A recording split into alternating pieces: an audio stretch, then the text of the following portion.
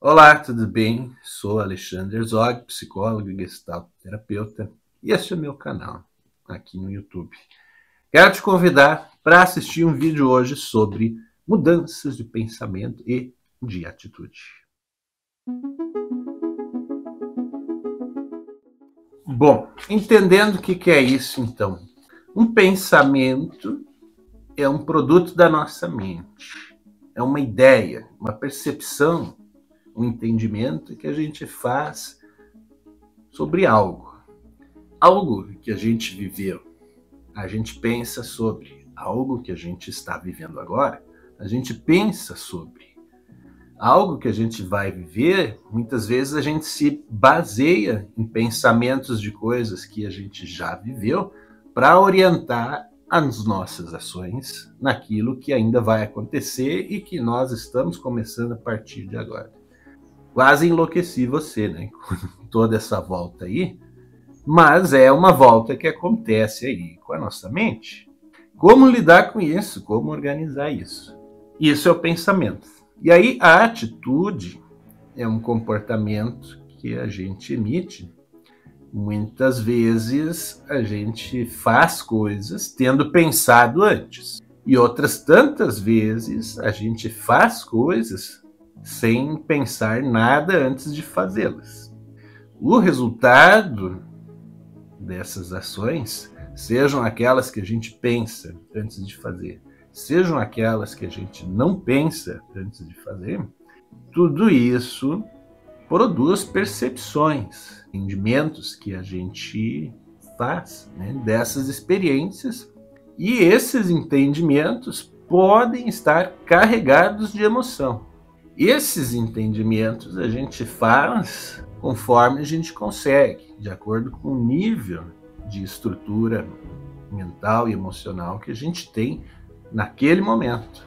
Um exemplo para nós entendermos. Um dia alguém me disse que se eu comesse tomate, as sementes do tomate, nasceria uma árvore de tomate dentro de mim. Ou alguém da família, tá? Não vou dizer quem. E aí, claro que foi uma brincadeira inocente por parte daquela pessoa, mas a criança que eu era, com a estrutura mental que eu tinha, que só era capaz de compreender o mundo por uma visão concreta, levou aquilo como verdade. Se você almoçar comigo algum dia ou jantar e observar que eu deixo do lado as sementes do tomate, agora você sabe por que eu faço isso, quando eu faço isso.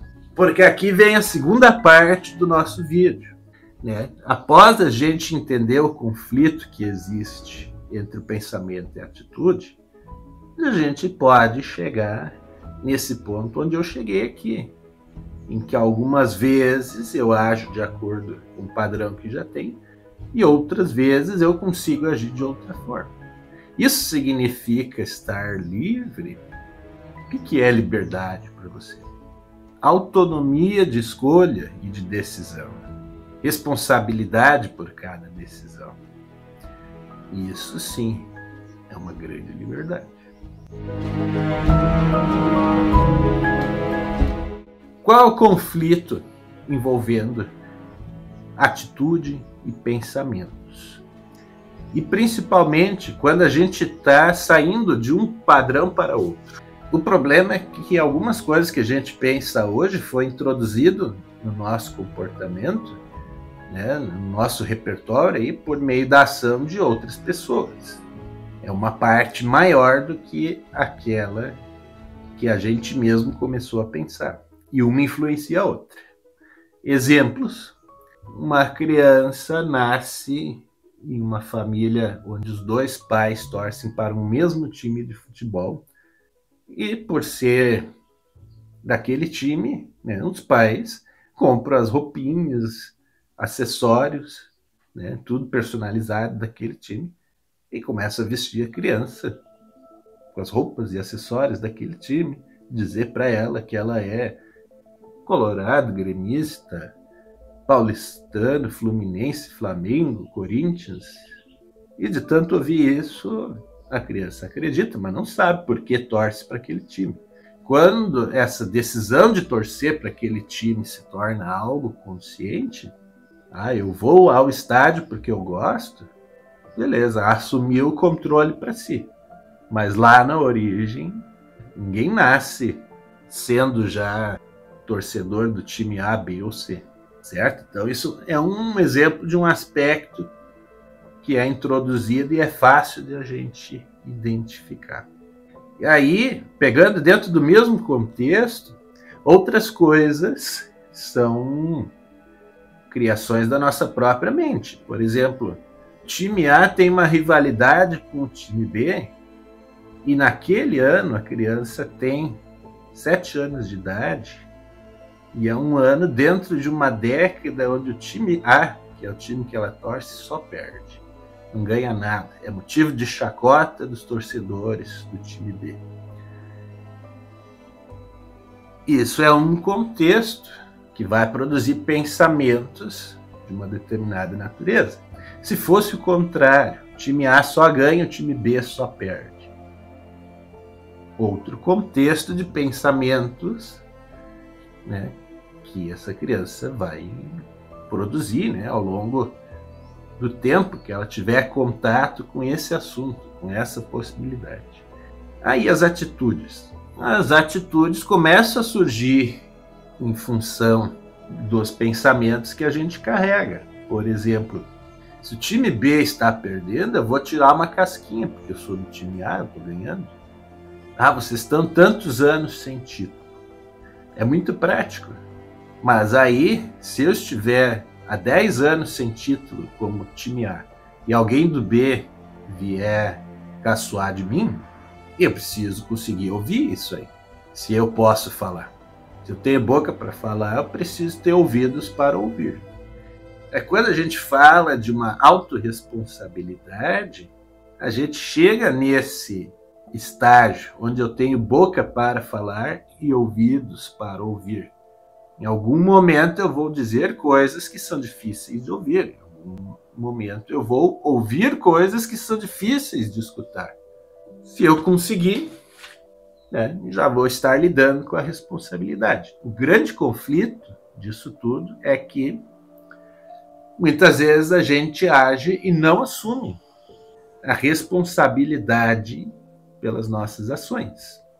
Eu tive um desejo de fazer isso e fiz. Qual o problema de dizer que foi assim? Mas daí eu tenho medo do que os outros vão pensar. Isso é um pensamento atrelado a uma emoção. E aí o conflito já se estabeleceu. Eu fiz isso desta maneira porque eu quis, eu senti um desejo de fazê-lo, mas rapidamente me recolhi porque eu tenho medo de ser descoberto fazê-lo e do que os outros vão pensar ao descobrirem que eu faço isso. Olha a volta aí que deu e estamos encarcerados. A maioria das vezes acontece assim. E quando a gente está mudando de atitude, retomando lá o exemplo do tomate, o que acontece? Algumas vezes você vai entrar nesse ciclo aí automático, né? Mas você está saindo dele. Mas como assim? Eu estou saindo, mas entrei de novo. Você começa primeiro diminuindo o seu tempo de permanência. Depois, num próximo estágio de consciência, você consegue decidir se vai entrar ou não. E aí, num próximo, você definitivamente saiu e tem o controle. Mas isso é um caminho que parece lindo. Claro que é. Mas pelo que você disse aí, parece muito difícil. Claro que sim. Por isso, existem profissionais de saúde que ajudam você a lidar com isso. É uma trajetória que realmente não é tão simples. Por isso eu vou te falar de uma oportunidade. Segue aí. Estamos falando desse caminho que é mudar atitude, pensamento. Ele não é tão simples por causa do emocional, porque a nível racional bastaria começar a pensar outras coisas, né? Pensar diferente, que em tese se agiria diferente. Mas o emocional é justamente essa fronteira entre o pensar e o agir que muitas vezes sustenta esses conflitos, em que você pensa uma coisa e faz outra. Você faz uma coisa e se arrepende do que fez. E aí? Conforme você vai aprendendo a se ajustar entre o racional e o emocional, você vai adquirindo mais autonomia. Olha só que bacana isso. Você com autonomia, fica tudo até mais leve para viver. Então, a oportunidade que eu te falo aqui é de trilhar esse caminho com segurança e naturalidade. Como? Meus produtos e serviços ajudam você a começar e se direcionar. Autoconhecimento é uma jornada para toda a vida. Você tem uma vida para descobrir e viver quem você é. Só que às vezes a gente está preso, né? Há formas de pensar e de agir às quais a gente se acostumou. Para se libertar não é tão simples. Você precisa de uma instrução para começar com naturalidade, depois você vai se desenvolvendo, certo? Então, temos e-books que ajudam você a entender o contexto. Temos a mediação emocional, que ajuda você a entender como você está percebendo as coisas nesse momento. Que conflito, né?